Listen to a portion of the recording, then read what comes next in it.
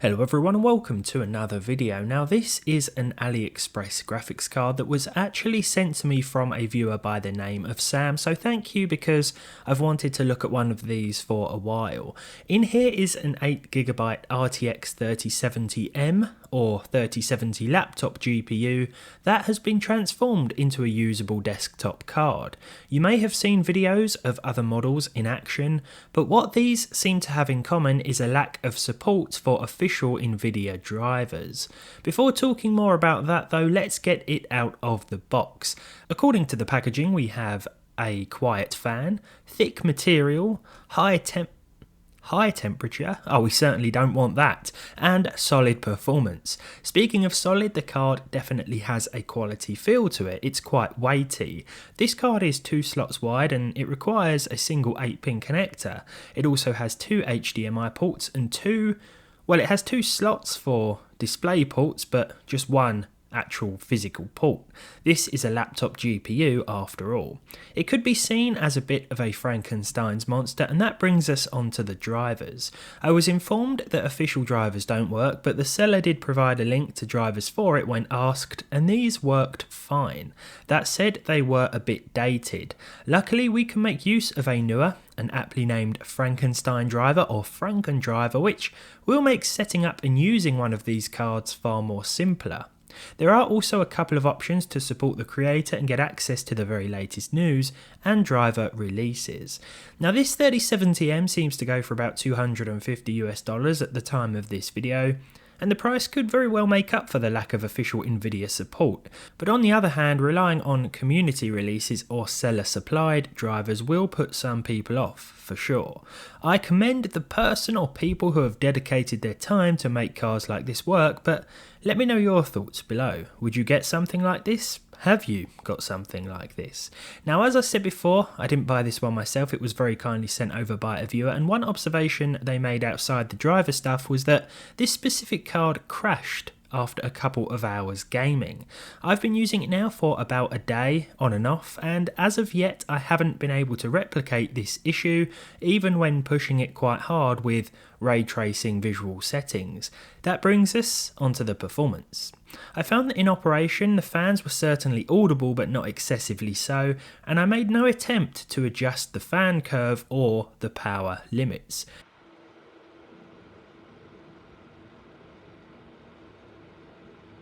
Out of the box, this thing sat at around 60 degrees when in games and consumed just over 100 watts of power in most titles. Its performance was very solid considering.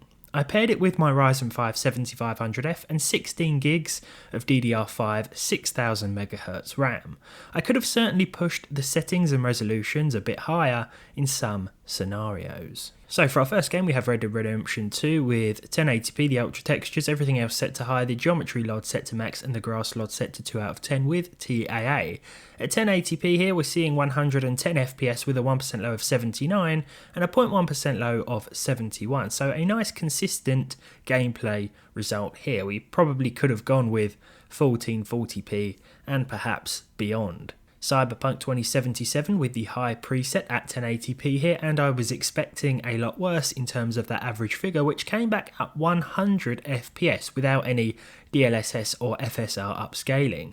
The 1% low was 73 and the 0.1% low was 55, so all in all it was a very nice gameplay experience. In Marvel's Spider-Man I went with 1080p with the high preset and ray traced reflections enabled and left at their default high settings. We also had TAA on here. 110 FPS was the average with a 1% low of 71 and a 0.1% low of 52, so again a very nice average here, and we certainly could have gone with very high or even 1440p with the very high preset, I'm sure, for at least 60 FPS. Starfield, now this one is of course trouble for some hardware, but at 1080p with the medium preset and no form of upscaling enabled here, we still saw 67 FPS with this card, so a plus 60 FPS average without any DLSS or FSR too. 51 was that 1% low and the 0.1% low was 35, which I expected in and around those more intensive areas. Finally, we have The Witcher 3 Next Gen at 1080p, this time with the RT preset, so really pushing it here with ray tracing enabled. HBAO Plus was also on, and SSR or screen space reflections was set to low. Of course, being a 3070 mobile GPU, we can also make use of DLSS as well as that ray tracing, and here we saw an average of 73 FPS with a couple of little dips and drops, but this was certainly a lot more intensive on the card than any of the other gameplay tests. Now, in conclusion, this is a very interesting GPU, as some of these AliExpress creations often are.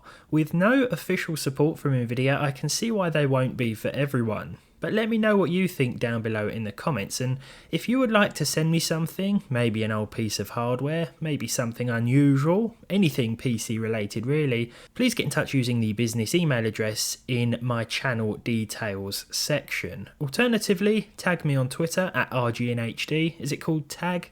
I don't know, I'm getting old, mate. Thanks to Sam for sending this over, and thank you to all of you for watching. If you enjoyed it, leave a like, leave a dislike if you didn't. Subscribe to the channel if you haven't done so already and you want to, of course, and hopefully I'll see all of you in the next video.